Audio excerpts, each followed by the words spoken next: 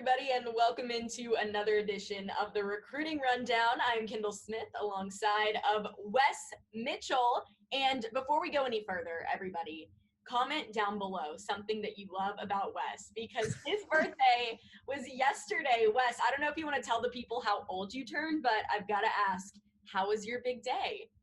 It was great. I'm going to make everybody guess how old I am and just hope they all guess lower than the number. So we won't talk about that. But no, it was a great day. I ate all day, which is what you're supposed to do on your birthday. Got a quick gym trip in just so I could feel like I didn't have to count the cows. And it was fantastic. My girlfriend hooked it up, had a great dinner at Cola's, one of my favorite restaurants in Columbia. And so it was great. And a lot of people on Twitter and Gamecock Central wished me a happy birthday. So it was fantastic. Thank you, Kendall.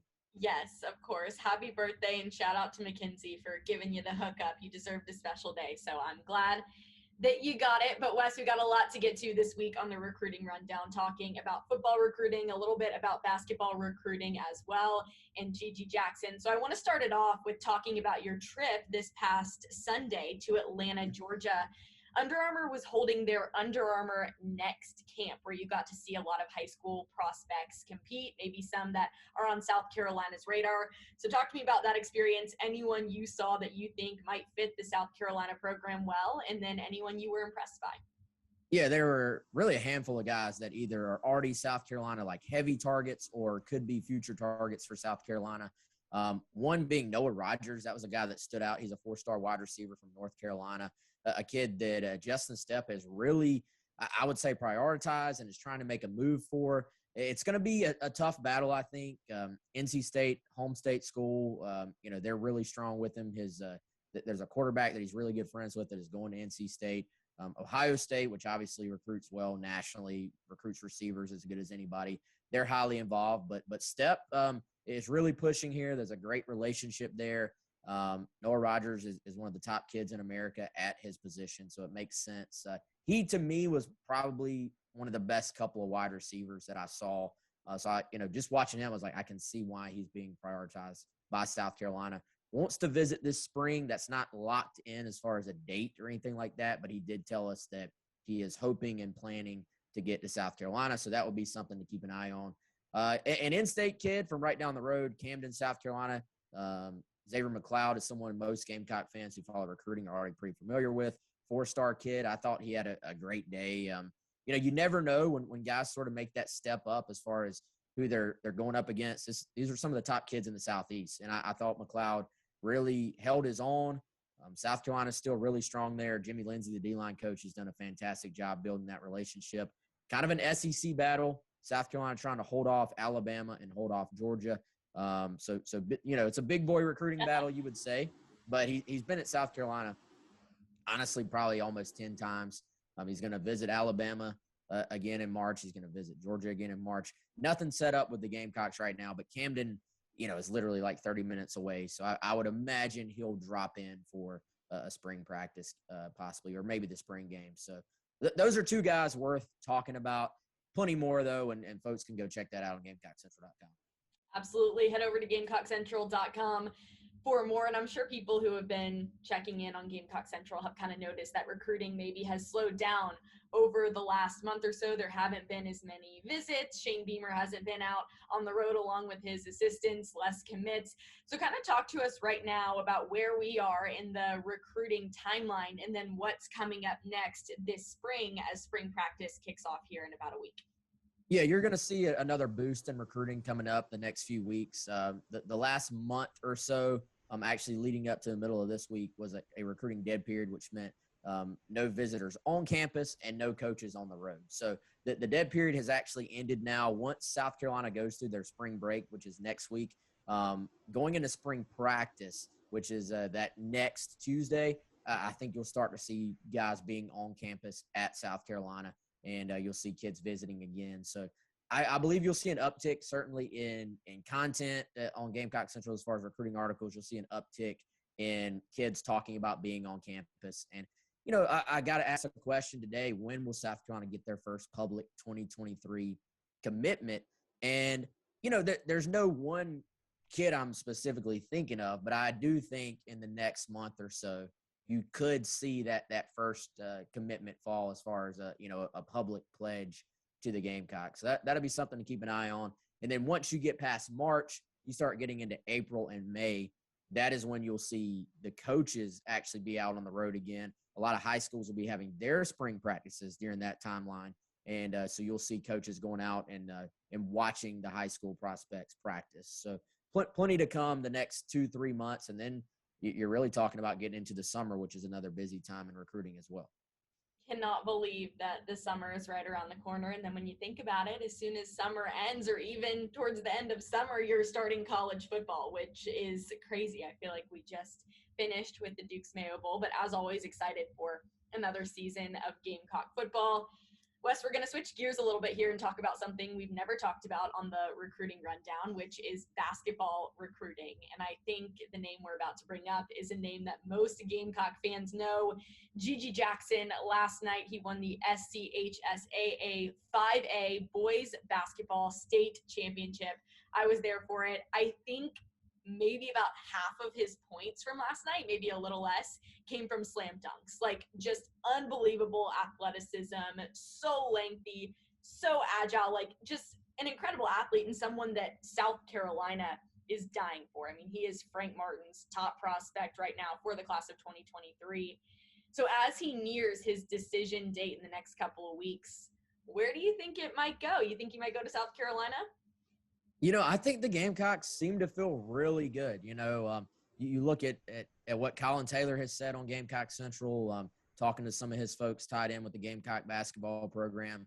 Jamie Shaw, who is the On3 national recruiting analyst, he actually, right before we came on to record this, put in a prediction for the Gamecocks in our little prediction program on there. So the buzz has been around South Carolina ever since the official visit, which was, I guess, going on 3 weekends ago now.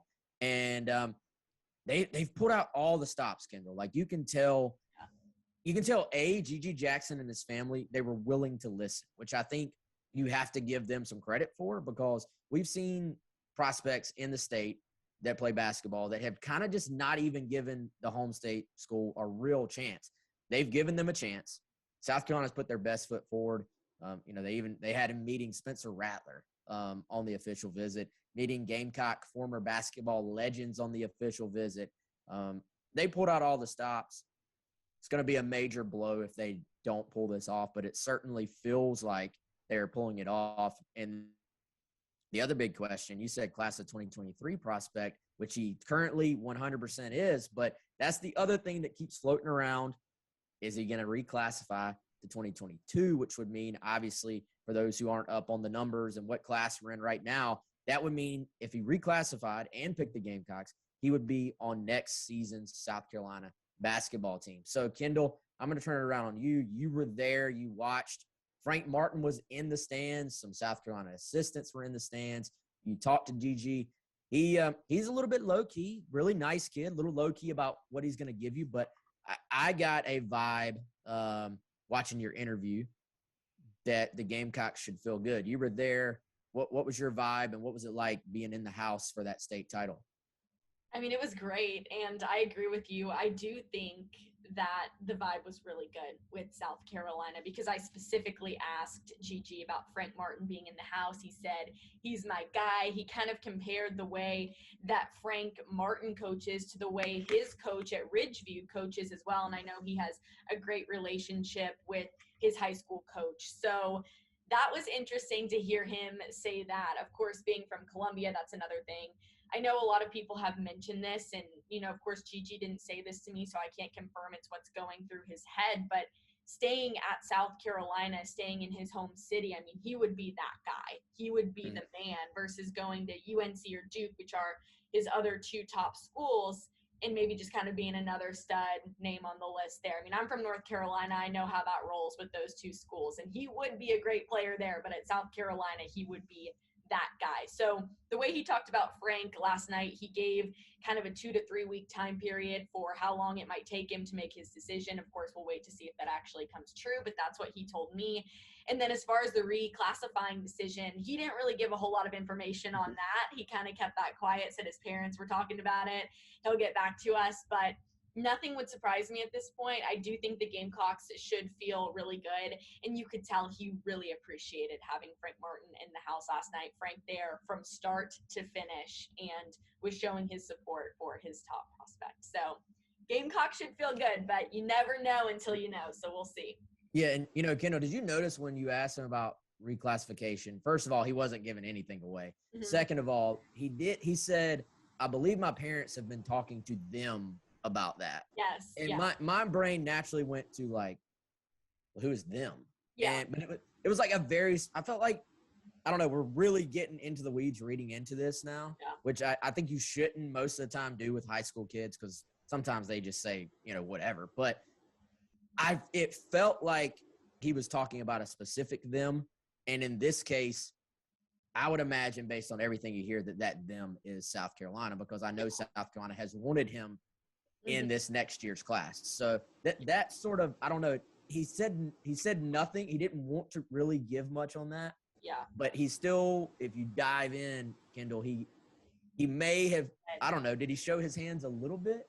I mean, I didn't talk about UNC or Duke at all. That whole interview was specifically about his decision and then about Frank Martin in South Carolina. And I asked that question about reclassifying right after I asked about Frank Martin. So we were kind of already on the topic of South Carolina. And I wouldn't be surprised if he reclassifies for a couple of reasons, but the number one being that his coach at Ridgeview, Yerrick Stoneman, is going to Oak Hill. That was his last game last night in the state championship, coaching for Ridgeview. So he's super close with him. He's done. He goes out on a high note winning a state championship. So, it wouldn't be a shock to see him reclassify because he's done everything essentially that someone would want to do at the high school level. So obviously going pro is in the equation as well.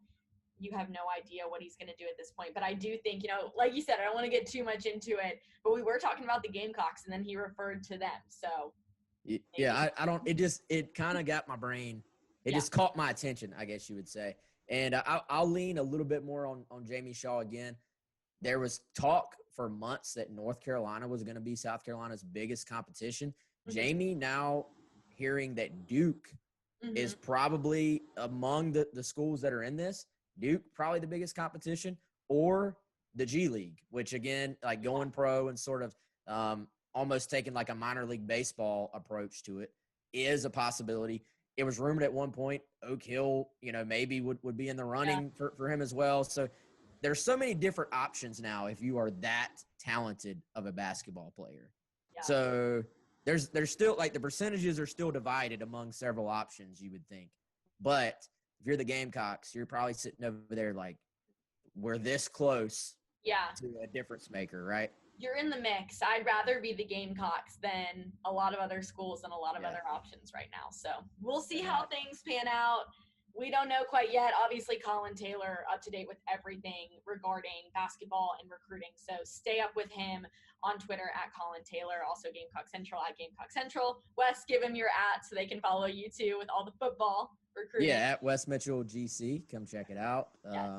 Good stuff, Kendall. This was a good one, I feel like. It was. I feel like it was good. It was very educational. I think we laid down on the line what we know at this point with football and basketball. And as always, as we continue to get updates, we will keep you all posted as well. So, Wes, I hope you have a great rest of your birth week. I do celebrate birth weeks. I'm a Leo. Oh, yeah. So there we go. And then anyone going out to the game tonight at Founders Park, South Carolina, taking on Clemson in baseball at 7 p.m. Be safe. Enjoy yourselves. Come say hey because I'll be there working with Colin. So, Wes, thanks for joining me on the Recruiting Rundown, and we'll be back at y'all soon.